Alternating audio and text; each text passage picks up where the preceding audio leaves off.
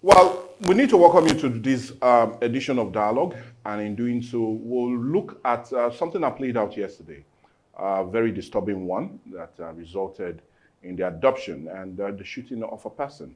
And many in Delta states are really worried about the new development that seemed to play out yesterday. And there's every need for us to look at it. And we're talking about the issue of some banners as being claimed by some persons that were removed. And because of that, they went attacking and also doing a whole lot that seems to bring about the breakdown of law and order in the state. And we're talking about Warri South, to be precise.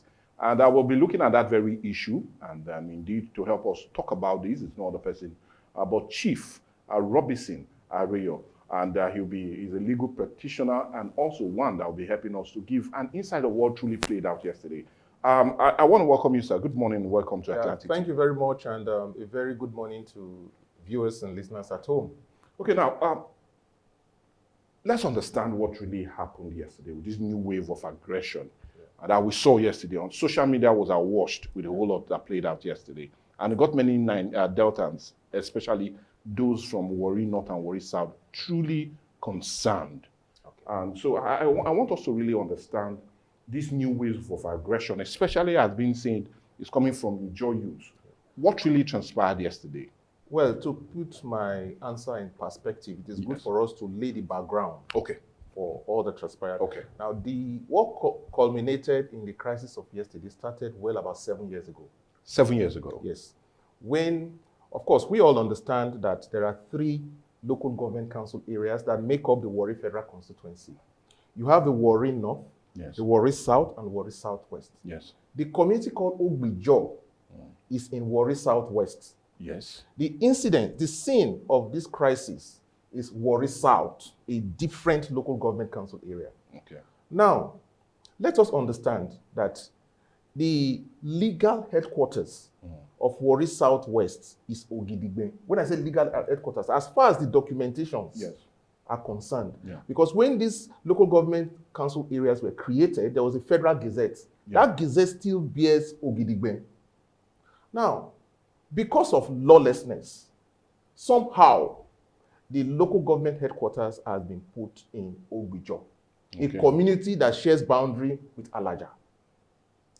Now, and that is in Warri Southwest, not Warri South. Okay. This incident is not only in Warri South, but is spread across the secretariat, the front of Warri South. Okay. Now, the point is this. About 7 years ago, and I want to say this because this is a new strategy. Okay. Now, the strategy in this federal constituency now is for, with all due respect, the Ijaws to sneak and surreptitiously go to court without us knowing. Okay. For instance, the Supreme Court judgment that is causing this whole hula baloo about delineation was a judgment between just the Ijaws and INEC alone. Okay. So they went to court in 2011 and proceeded because INEC was willing until they got to the Supreme Court without our knowing.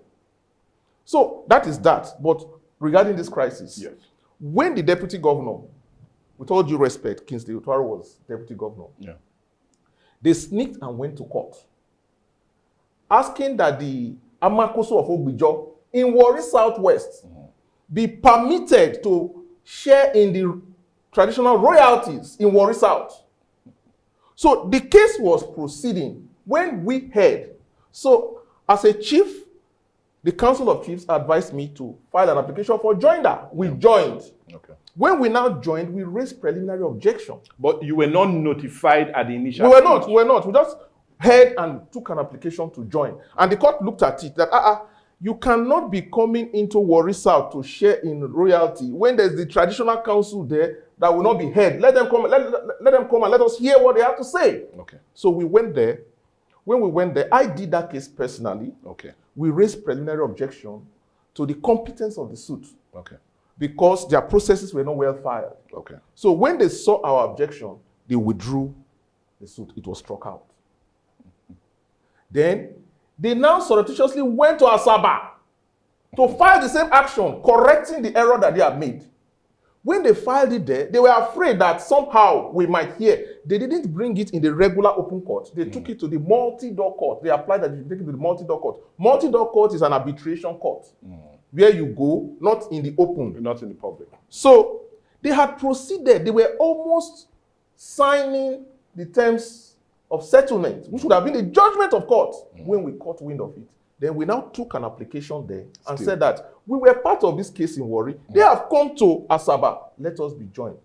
So the arbitrator, and you can go and check it, that was the first time in the history of Delta State where we were dragging the multi-door court to court, because the multi-door court said we cannot join. Okay.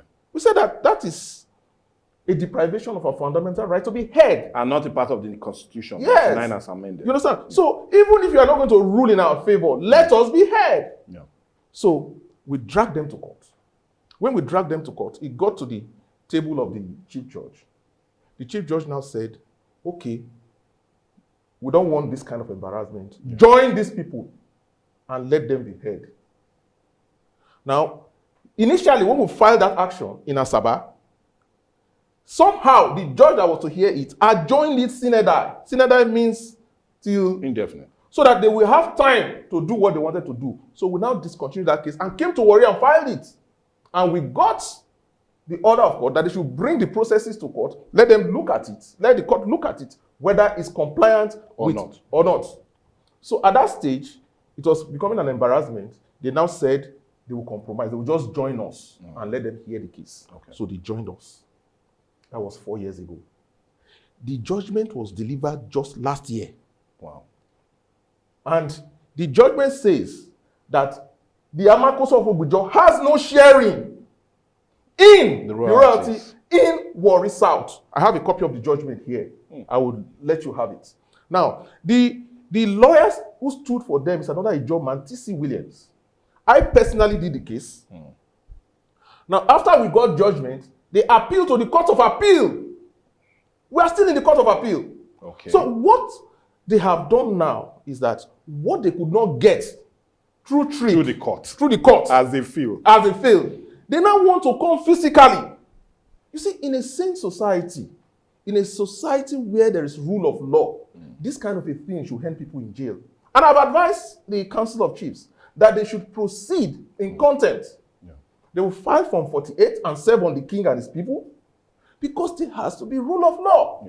So what now happened yesterday? For the first time in the history of the coronation, of the anniversary of the coronation of the Amakoso of Ijaw, they decided to bring banners into Warri South. Which has never been done.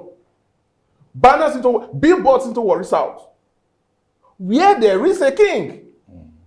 Okay? Yeah. Now, that could only happen upon the consent or agreement of the king. Especially when this issue is sub judice. I heard you say just now that you don't want to comment on an issue that is sub judice. Yes. If you say you are aggrieved, you have gone to the Court of Appeal. So why are you coming to exercise that same right? Yeah. Are you trying to prejudice? If the Court of Appeal hears this, it will be terrible. Yeah. Because as we speak now, the judgment, this is the judgment. Okay. This is judgment. We'll definitely have it on screen. Good. Yeah. This is the judgment. I did that case personally, and they lost. And they are not denying it. So why not wait if you think you have... Because they were the one that filed for appeal. Exactly. So if you think you have a case, why not wait? That's all we are saying. You cannot be provoking. It is, physically speaking, Warri Southwest is different from Warri South. Here is Warri South. And that is the problem we had even before Nigeria was formed. Part of the challenges that the colonial masters had was the plight of minorities. Crying that if you establish this entity called Nigeria, that the minority will be suppressed. But at that time, the definition of minority did not include smaller micro-minority. Yeah. So that in Nigeria today, you find that even major tribes like Igbo are crying marginalization. So that in relation to the size, for example, in Delta State, Delta State as a whole, Itsekiris are a minority. But in Warri Federal Constituency, Itsekiris are majority. I repeat. Which is their general place, hereditary history, and all of that is there. So now, because you have a relatively bigger tribe like Ijaw, and you see that whenever you are talking about this issue involving the Ogbijo, the Ijaws of Ogbijo, the entire Ijaws from Bayelsa, Bomadi, Burutu, Ondo, Edo, we just gang up and focus on this place. So the point is that when they put the banners down even to the front of the secretariat, of course, we petitioned the police and told the police that this is an act that is likely to breach public peace. And if anything at all, they should wait for the court because they have lost once. If anybody is in a position to exercise right, it is the judgment creditors. They are judgment debtors. Let them wait. Physically speaking, they are in Southwest. They are not in South. So if you were to talk about it physically, legally speaking, they are not in good stands. So the security operative now agreed and asked that all the banners be removed. And it was the security operative that removed the banners. Let's so understand. They now mobilized. It was good. They now mobilized in anger and came to attack the community. Now, in the meantime, the place where they are calling theirs, which is Bila Waterside, is not actually owned by them. If you go to that place, you will see that it's an heterogeneous set of people, different people who came from different places. And you see that the houses they have, they are huts. The initial buildings are owned by an Itsekiri person. So the point is that we need to have the rule of law. We need to know that this society that we are in now was a society where before civility came in, we were living the life of ruthlessness, where life was short, brutish, and nasty, where it was the rule of might. But now we have surrendered our right to a sovereign called the government in exchange for the protection of our lives and property and for the provision and enabling environment for us to thrive. We are now civilized. It is no longer the case that you can just pick my wife because you have more strength, that you can pick my land because you have more strength. We now have government. So we are calling on the government and security operatives to perform their constitutional duties, which is to protect life and property and provide an enabling environment for business to thrive. Okay, now, still talking about what played out yesterday, I love the way you gave us a full breakdown and major history of how this started. But I'm also a bit concerned of what really happened yesterday because it will give everybody every reason to be concerned. Now, please give us, because we're hearing information that 4 persons were adopted. Yes, absolutely. Let's get more information as concerns that. And who are these persons that were adopted? Yes. Now, the police is investigating the matter. Now, like I told you, the moment the banners were removed, they forcefully came to a state, a mode of anger. When I say forcefully, there was no justification for that anger. Because one, like I have said, the law is not on your side. The geography of the area is not on your side. Your throne is in Ogbijo, Warri Southwest. So now you have come, you have done something, you have been corrected. Out of anger, you came to the unsuspecting community, attacked the community, and captured 4 persons who are currently in places where we don't unaccounted for. Unaccounted for. So the police has begun investigation, and we are providing information. The names are in a list in my car. We are providing information that will lead to the community, and we are also taking steps because there are some persons from that ethnic nationality who are posting on the social media. They are all over there. I have copies of them, that they will attack, they will behead, they will do all sorts of things if these banners are not put back. And I ask the question, are we really practicing democracy in Nigeria, constitutional democracy, where somebody can come out?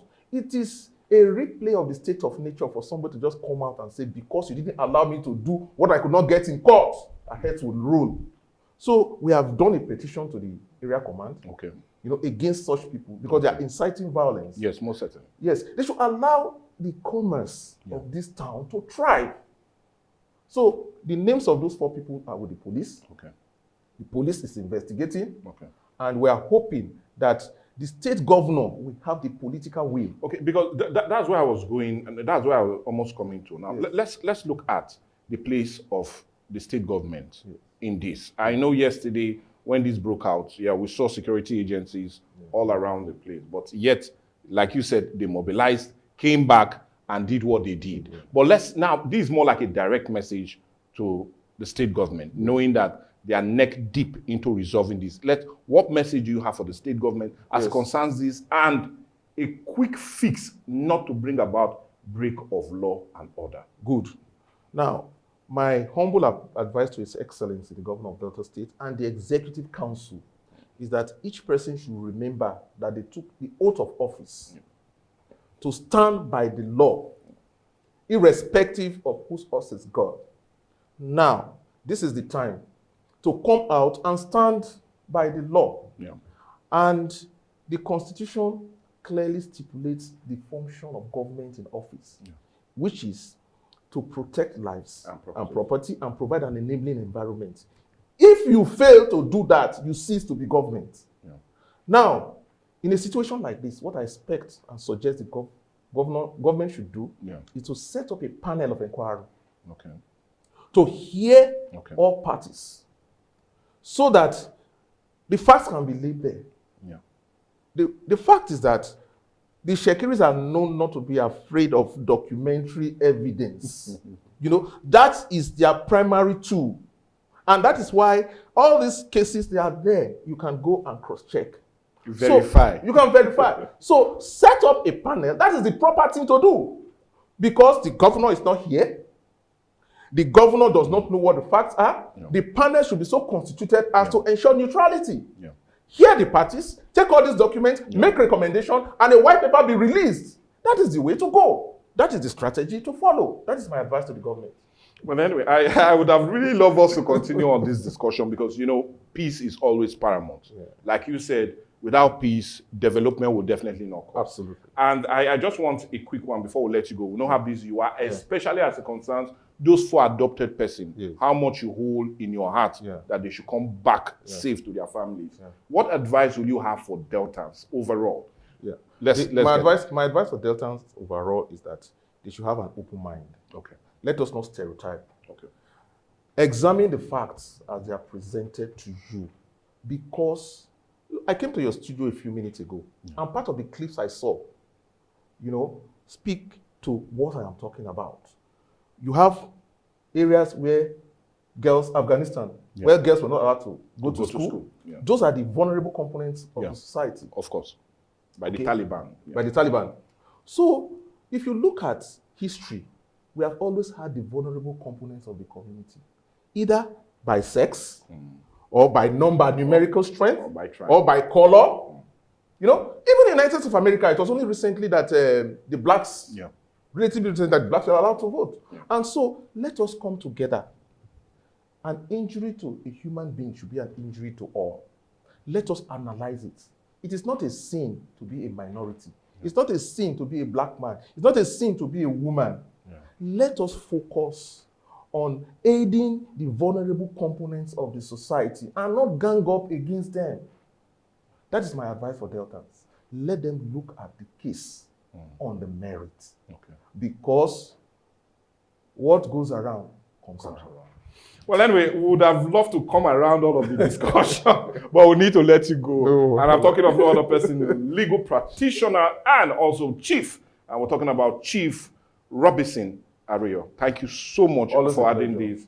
And indeed, we just hope everything goes on well, especially as it concerns peace in the great Warri Kingdom. Thank you so much for joining us on this. Before we will go on a break now, and when we come back, we'll continue dialogue. Another major one, second half of our discussion. Let's go on a break.